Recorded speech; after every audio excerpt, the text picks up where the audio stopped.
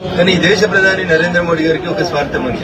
నా దేశం గట్టిగా ఉండాలి, నా దేశ ప్రజలు గట్టిగా ఉండాలి, మేము తినే అల్లం ఎల్లిగడ్డ పసుపు ఇవి మాకు రోగాలు రాకుండా కాపాడాలి, మా భవిష్యత్ తరాలకి ఎట్లాంటి జబ్బులు లేకుండా భారతదేశం గట్టిగా ఉండాలి, ఇట్లాంటి చిన్నపిల్లలు గట్టిగా ఉండాలని ఒక మంచి ఆలోచనతోటి ఖేలో ఇండియా తీసుకున్నా, ఫిట్ ఇండియా తీసుకున్నా, యోగా తీసుకున్నా, హెల్త్ క్యాంపులు చేసినా, లేకపోతే రేషన్ కార్డు మీద ఒక్కొక్కరికి 5 కిలోలు రైస్ ఇచ్చి మొన్న జూన్ లో 3 నెలలు ఇచ్చినాం ఒక్కొక్కరికి 15 కిలోల బియ్యం ఇచ్చి అట్లా పేద ప్రజలకు